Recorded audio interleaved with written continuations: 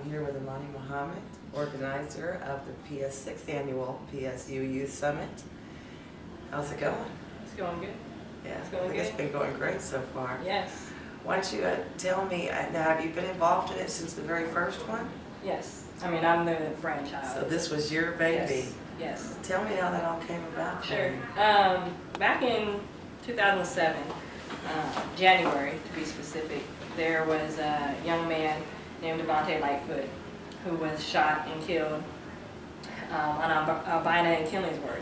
And he actually was one of my students in middle school. I taught him for 7th and 8th grade.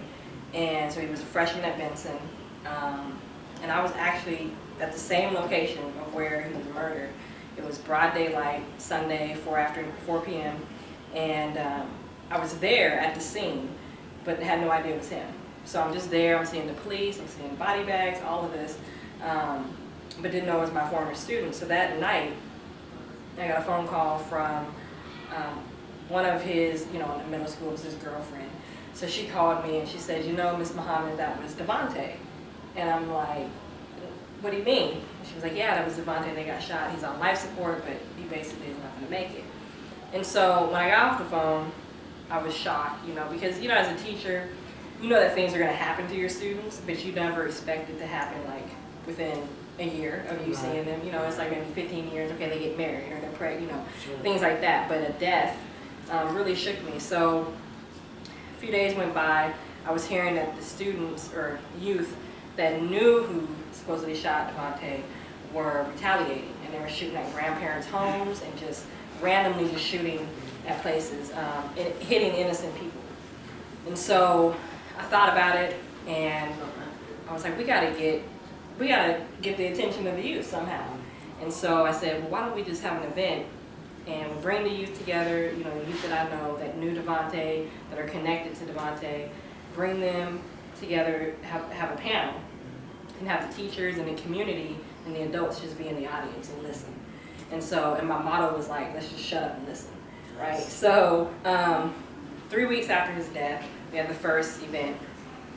I certainly never imagined to do 6 of them. It wasn't even on my mind. It was more my way of grieving, but also an opportunity for the adults to really hear from the youth, like what they're going through, things like that, because a lot of times we think we know and we think we have the answer, but we don't hear from them.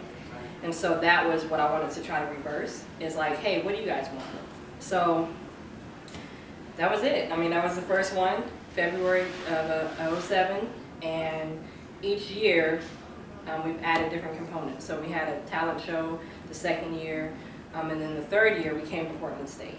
And that's where we started making it more of an academic, workshops, educational, on top of having a talent show to kind of blend in the fun, entertainment, but also the knowledge piece.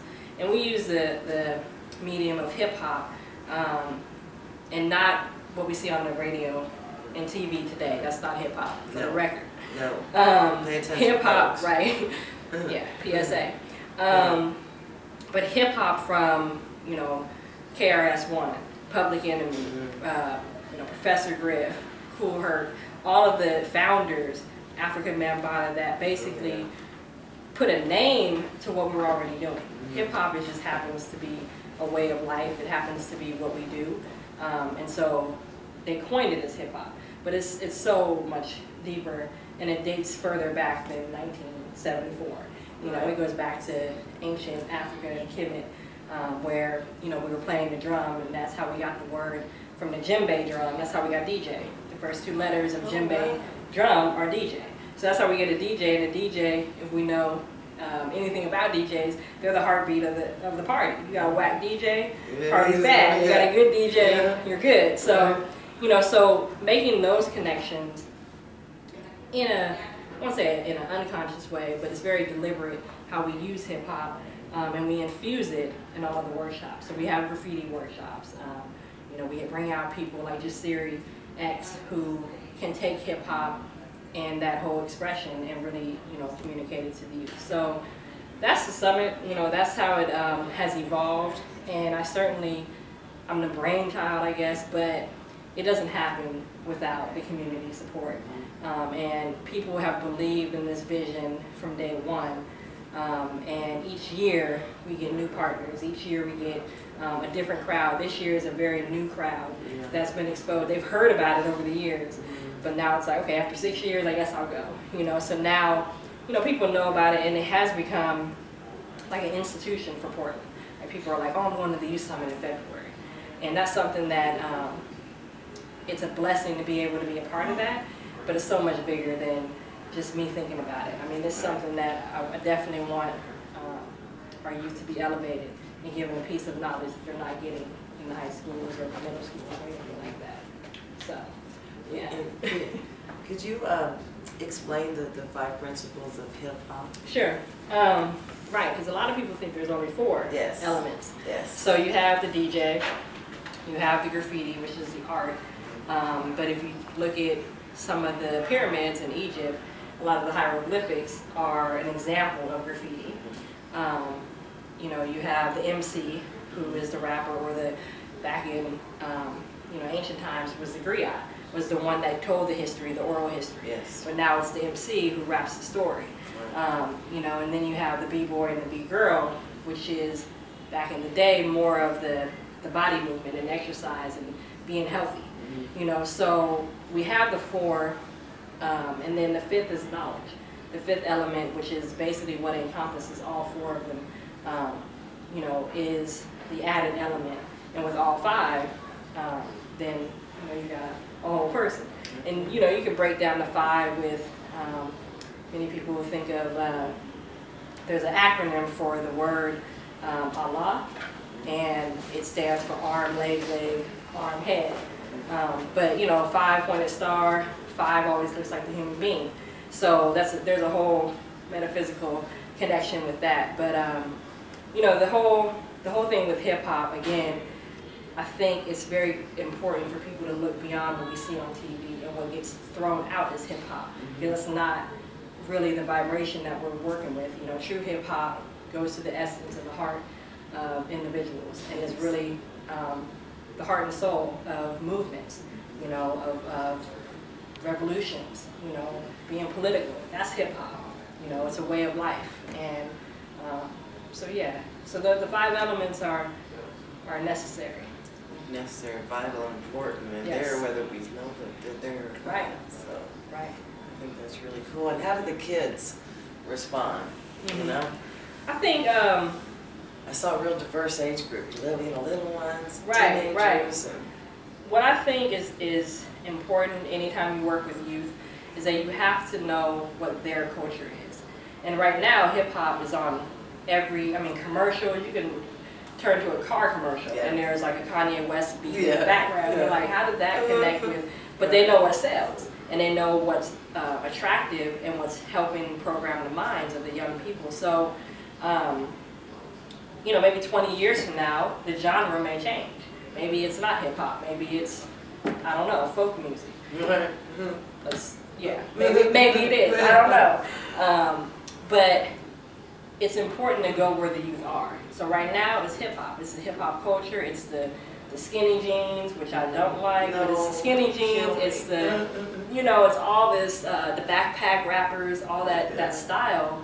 But it's all embedded in hip hop. So what I see is that when they come to the Youth Summit, and even especially today, they come with what they think they're getting, and then they come into a workshop room and they get, you know, bombarded with a whole other knowledge piece that they're like, oh, I've thought about this, but I've never really seen it in mainstream.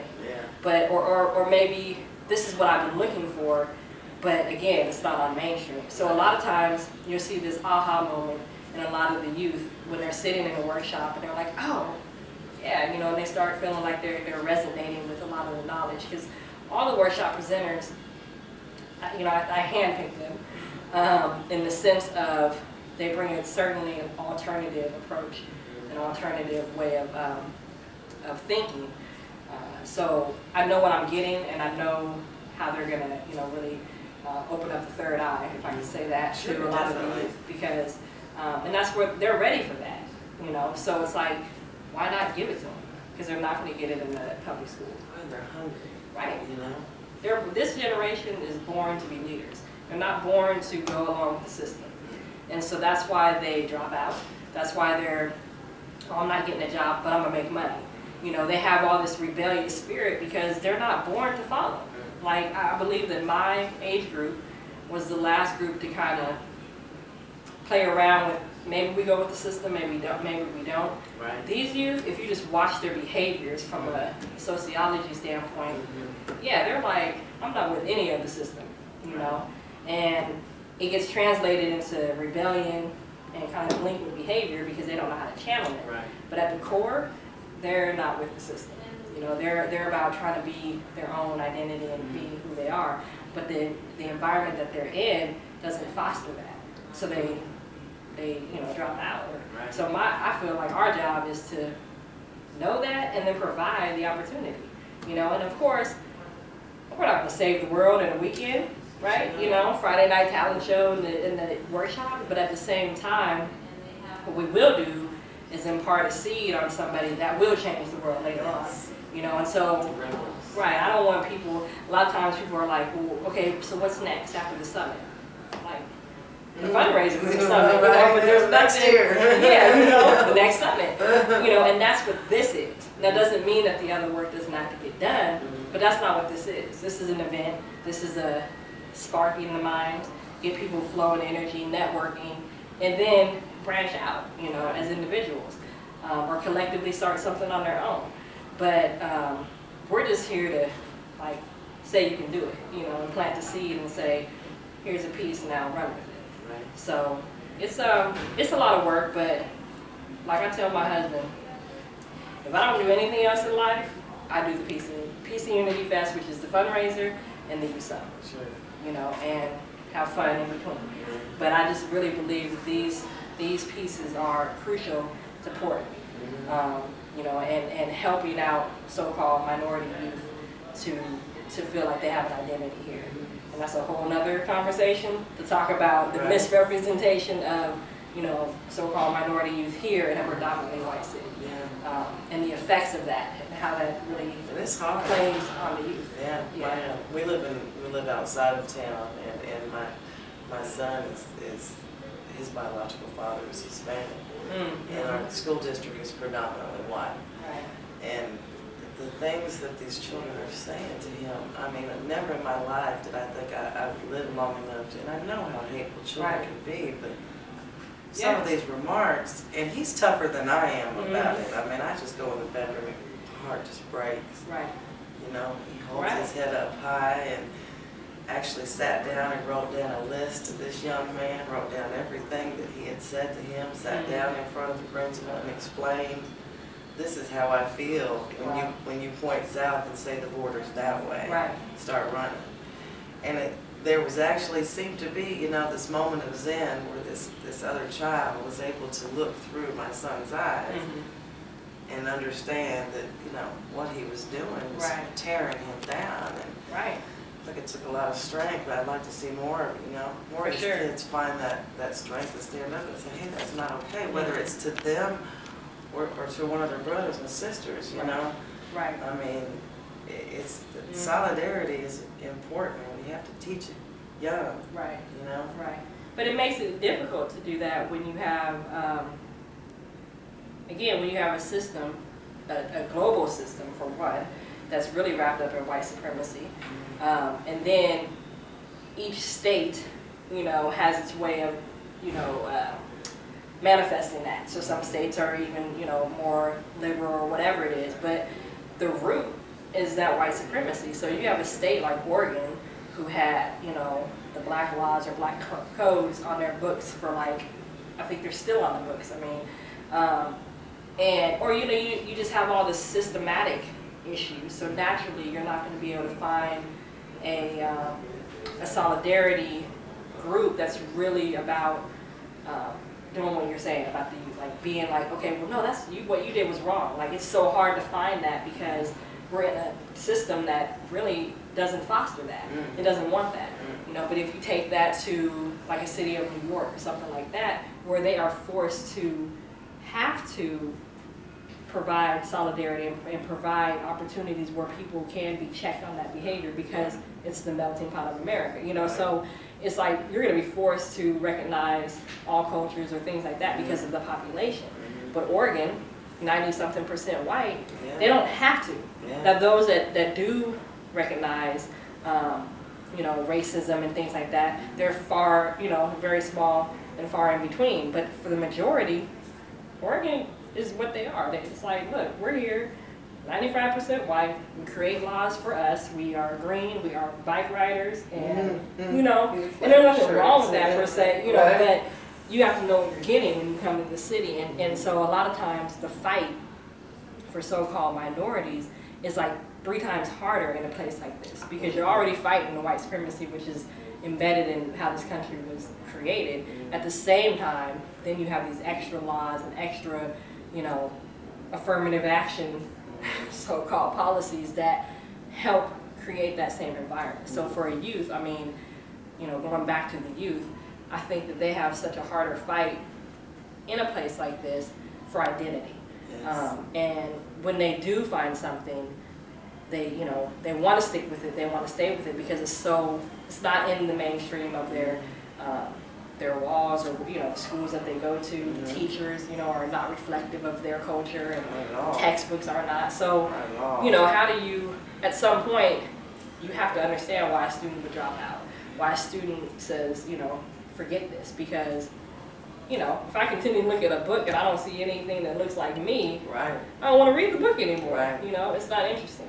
So, you know, I think they're raw points, and they're things that we have to address, and whether we want to or not, that's why the country is in an uproar right now, and our cities are in an uproar, because people are awakening, and they're realizing that, you know, wait a minute, there's a lot of mistreatment going on, you know, and so people are slowly on different levels, economics, education, you know, healthcare, all the different levels, and starting to see these disparities, and they're speaking out on it.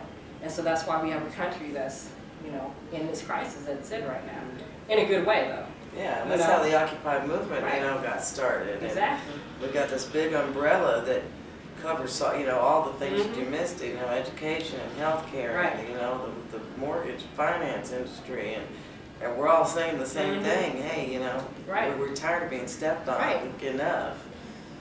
So, you know, I've seen at least more effort towards unity and cohesion the last 4 months than I think I've seen my whole life.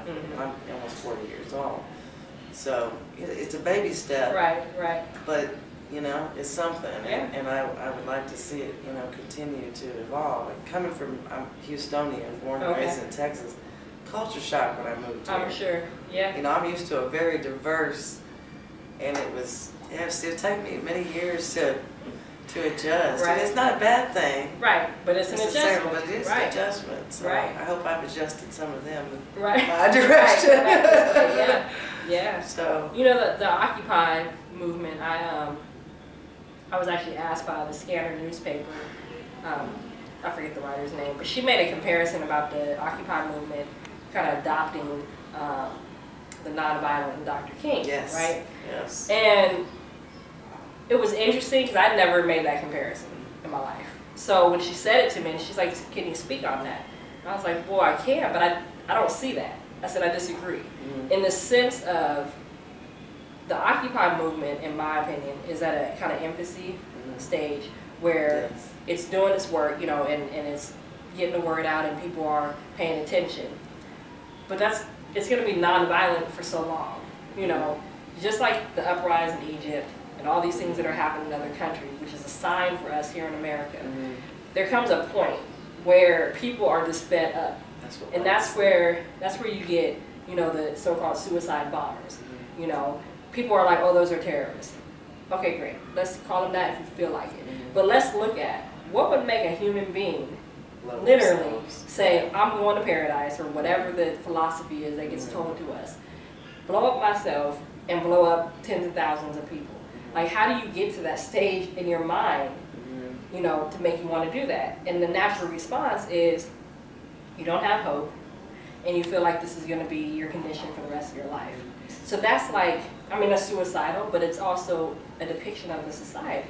So America, same situation when people who are demanding respect, demanding justice, treatment equal, just equal treatment. We're not even asking for, special things out here. We're just like, can we not have the haves and the have-nots? Can we get some free health care like, common sense countries? Can we, we're just asking for basic things that are God-given. Right. And when that doesn't even happen, there will be people, and we see bits of it. We see somebody who kills their family, and themselves because they had a debt, So we're seeing bits and pieces of it, but it will eventually be more of a mass epidemic when people, just like in other countries, when they get fed up. And so I was telling the reporter, I was like, yeah, it's not violent now. Right. And, more power to the people that can restrain.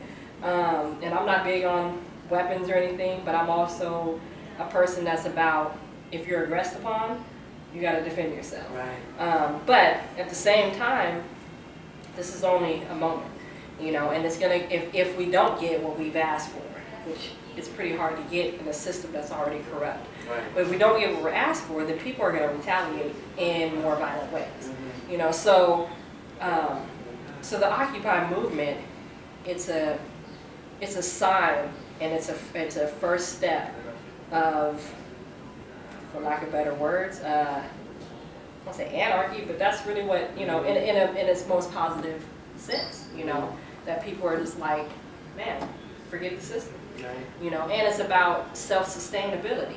When I went to Philadelphia back in October, and I kind of walked upon the Occupy movement. I didn't know, my hotel was here, and the Occupy movement was on the other side of the city hall. Yeah, and so I went through there, and I was just amazed at the self-government and the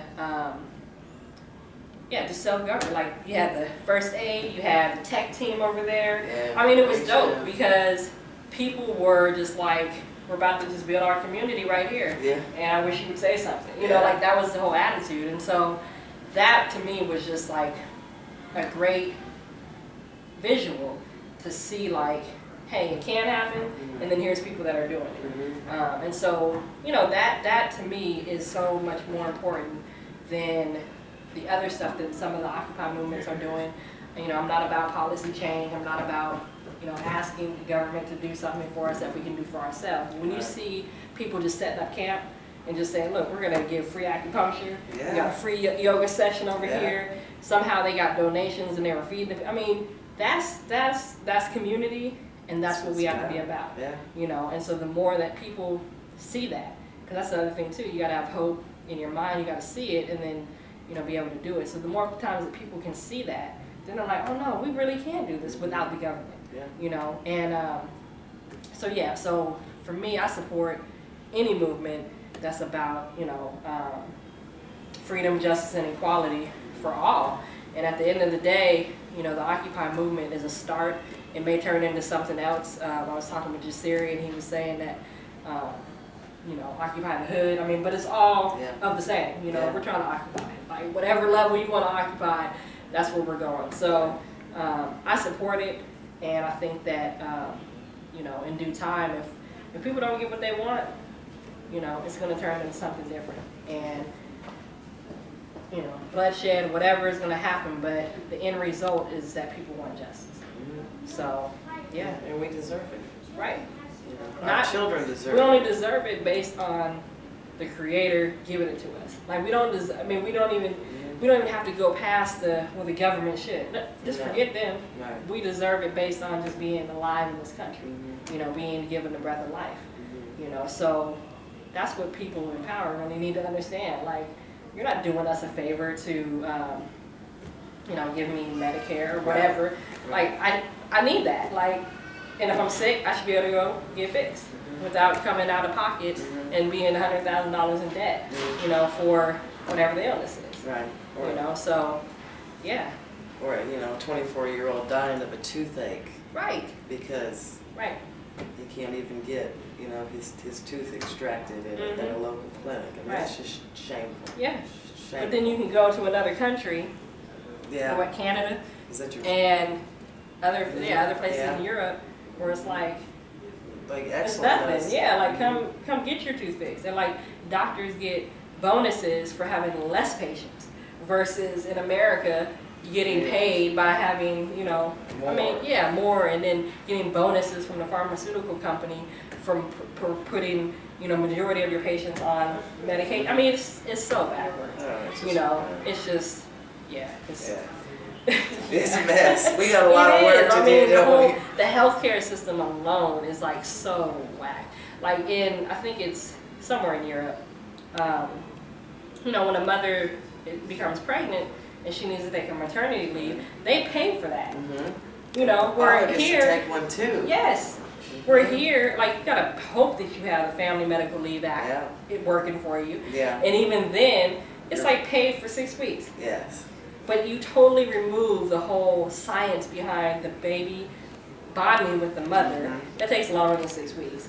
And why should we create a culture where we force the mother to go back to work? Like, there's a whole thing of nurturing that takes place, and you know, so and those things affect health, the health of the child, and the cognitive development of the child.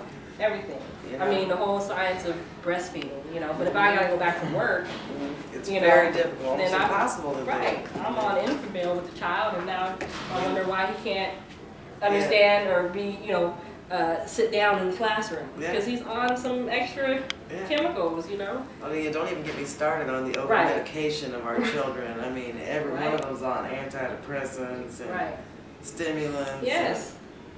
Not my children. No. And obviously that's where my mind is right now. And I'm like, really? Like, that's how we do this in America? No. See, you hear us? Thank you so much for taking the time. Thank you for being here. Thank you for letting us be here. I've enjoyed so much talking to everybody today, and I would like to come back next year. Please do. Thank you very much. Congratulations, by the way.